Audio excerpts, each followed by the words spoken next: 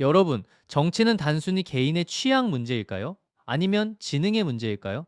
최근 대한민국 사회를 뒤흔든 충격적인 소식이 하나 있었습니다. 세계 최고 IQ 276을 기록하며 역사상 가장 똑똑한 인간으로 공인된 김영훈 씨가 한국을 떠나 미국 망명을 신청했다는 뉴스입니다. 왜 세계에서 가장 똑똑한 사람이 고국인 대한민국을 등질 수밖에 없었을까요?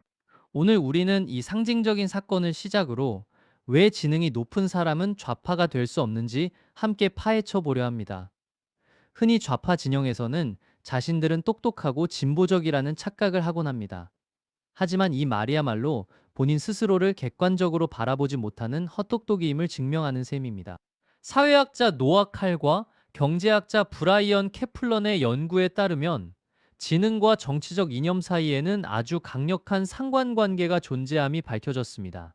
즉, 지능이 높을수록 시장 경제의 원리를 지지하고 정부의 과도한 개입에 반대하는 우파적 경제관을 가질 확률이 압도적으로 높다는 것이죠. 왜 그럴까요? 지능이 높다는 것은 단순히 암기력이 좋은 게 아닙니다. 여러 변수가 복잡하게 얽힌 시스템 속에서 인과관계를 추론하는 능력이 뛰어나다는 뜻입니다. 지능이 낮은 사람은 눈앞의 현상만 보지만 지능이 높은 사람은 그 현상을 일으킨 구조와 그로 인해 발생할 미래의 여파를 입체적으로 봅니다. 지능이 낮은 좌파의 가장 큰 특징은 단편적 사고입니다. 이들은 사건의 일차원적인 표면만 봅니다. 우리 삶을 망가뜨렸던 대표적인 사례들을 통해 그 지능의 격차를 확인해 보죠. 첫째, 최저임금입니다. 좌파의 1차원 사고는 이렇습니다. 시급을 대폭 올리면 알바생 주머니가 두둑해져서 경제가 살아날 거야. 이건 정의로운 일이야. 하지만 지능 높은 우파의 통찰은 다릅니다. 강제적인 임금 인상은 자영업자의 파산을 부르고 결국 사장님들은 무인 키오스크를 도입하거나 사람을 자를 수밖에 없어. 약자를 위한다는 일이 결과적으로 약자인 노동자의 일자리를 없애버리는 일이 되겠군. 둘째, 탈원전입니다. 좌파의 1차원 사고는 원전은 위험해. 태양광이나 풍력으로 바꾸면 깨끗하고 안전하잖아. 라는 수준에 머뭅니다. 반면 지능 높은 우파의 통찰은 국가의 존망을 봅니다.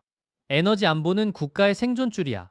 효율 낮은 재생에너지에 올인하면 전기료는 폭등하고 반도체 같은 핵심 산업 경쟁력은 무너져. 환경을 지키려다 국가 경제를 제물로 바치는 꼴이지. 이제부터는 더욱 충격적인 사례들을 살펴보겠습니다. 좌파의 논리적 모순이 얼마나 심각한지, 그들이 얼마나 국민을 우롱했는지 말입니다. 2008년 광우병 촛불 시위를 기억하십니까? 이명박 정부가 미국산 쇠고기 수입을 재개하자 전국이 촛불로 뒤덮였습니다. 미친 소가 온다. 국민을 죽이려고 하나. 30개월 이상 소는 광우병 덩어리다. 심지어 중고등학생들까지 거리로 나왔죠. 당시 좌파 진영과 진보 언론이 퍼뜨린 공포는 상상을 초월했습니다. 쇠고기를 먹으면 뇌에 구멍이 뚫린다. 10대 소녀가 광우병에 걸릴 확률이 미국인의 95배, 5년 후면 한국의 광우병 환자가 속출할 것. 하지만 지금은 어떻습니까? 여러분, 오늘 점심에 무엇을 드셨나요? 혹시 외식하셨다면 그 고기가 어느 나라산인지 확인하셨습니까? 그렇게 위험하다던 미국산 쇠고기, 각종 가공식품과 식당을 통해 지금 이 순간에도 대한민국 국민의 식사에 함께하고 있습니다. 더욱 아이러니한 것은 2017년 문재인 정부가 들어선 후에도 미국산 쇠고기 수입은 계속되었다는 사실입니다. 아니, 오히려 증가했습니다. 그런데 이상하지 않습니까? 2008년에는 촛불을 들고 거리로 나왔던 사람들, 2017년에는 왜 아무 말도 하지 않았을까요? 똑똑한 사람이라면 이렇게 생각합니다. 만약 진짜 위험했다면 지금도 반대 운동을 해야 되잖아. 만약 위험하지 않았다면 처음부터 반대하지 말았어야지. 결론은 하나입니다. 처음부터 쇼였다는 거죠. 2008년의 광우병 파동은 순수한 과학적 우려가 아니었습니다. 그것은 정치적 선동이었습니다. 국민의 건강을 변미로 정권을 흔들려던 정치 공작이었던 것입니다. 그리고 15년이 지난 지금 광우병으로 사망한 한국인은 단 한 명도 없습니다. 좌파는 사과했습니까? 아니요. 책임을 졌습니까? 아니요. 반성했습니까? 절대 아니요. 오히려 그들은 우리가 깨어 있어서 막았다는 망상에 빠져 있습니다. 이것이 바로 좌파의 지적 수준입니다. 다음 사례를 봅시다. 2011년 후쿠시마 원전 사고가 발생했습니다. 그리고 대한민국의 좌파 진영은 또다시 공포 마케팅을 시작했습니다. 방사능 비가 온다. 비 오는 날밖에 나가면 안 된다. 일본 수산물 먹으면 암에 걸린다. 후쿠시마 오염수는 핵폭탄급 재앙이다. 태평양이 죽는다. 2011년부터 2023년까지 무려 12년간 좌파 진영은 일본 수산물 수입을 맹렬히 반대했습니다. 과학적 근거는 어땠을까요? 국제 원자력 기구는 여러 차례 안전하다는 보고서를 냈습니다. 전 세계 과학자들이 검증했습니다. 심지어 한국의 해양수산부 자체 조사에서도 안전 기준치 이하라는 결과가 나왔습니다. 하지만 좌파에게 과학은 중요하지 않았습니다. 국제 원자력 기구는 일본 편을 든다. 과학자들은 매수당했다. 정부는 거짓말한다. 그들의 논리는 간단했습니다. 내가 믿고 싶지 않으면 그것은 거짓이다. 그런데 이 선동쇼들이 북한의 간첩 지령이었다는 사실은 알고 지지하십니까? 그리고 시간이 지나 이재명이 대통령이 된 후 일본을 방문합니다. 기시다 총리와 만나 웃으며 악수합니다. 이제 좌파의 가장 극명한 이중잣대를 보여드리겠습니다. 바로 일본과의 외교입니다. 그동안 보수 정치인이 일본 총리와 만나면 친일파다, 나라를 팔아먹는다, 역사를 잊은 자에게 미래는 없다. 심지어 매국노라는 표현까지 서슴지 않습니다. 그런데 이재명 대표가 일본 총리와 만나면 훌륭한 외교다, 국익을 위한 실용적 접근이다, 라며 같은 행동인데 평가가 180도 다릅니다. 논리적으로 생각해 봅시다. 만약 일본과의 외교가 친일파 행위라면 누가 가든 친일파인 것입니다. 만약 일본과의 외교가 필요한 국익 행위라면 누가 가든 정당한 행위인 것입니다. 하지만 좌파의 기준은 단 하나입니다. 누가 하느냐. 이것을 우리는 뭐라고 부를까요?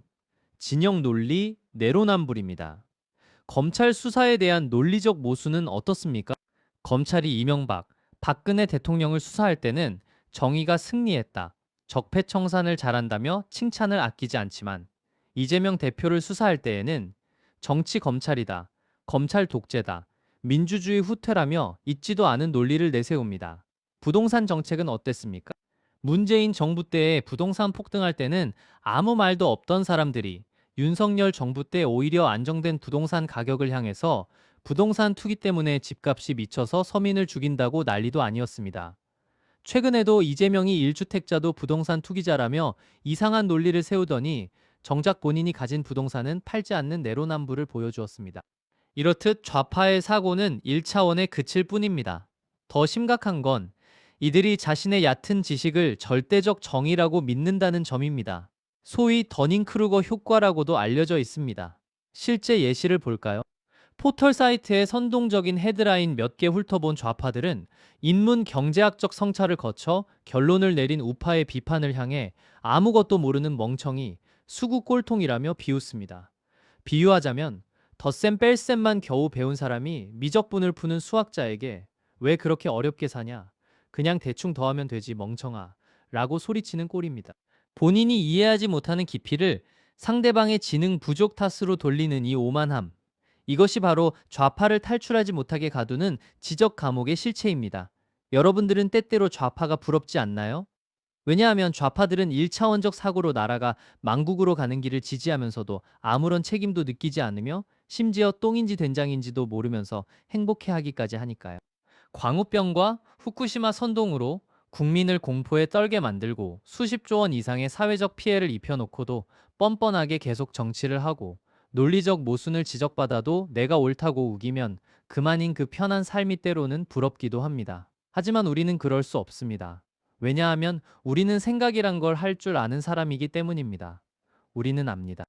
정치와 세상은 단순하지 않다는 것을, 정책은 의도와 결과가 다를 수 있다는 것을, 선동과 진실은 다르다는 것을, 일관성 있는 기준이 중요하다는 것을, 이러한 분위기가 대한민국 여론을 삼키는 환경에서도 본질을 꿰뚫어보고 나라를 지키고자 책임감 있게 다차원의 삶을 사시는 여러분이 진정한 이 나라의 재산입니다.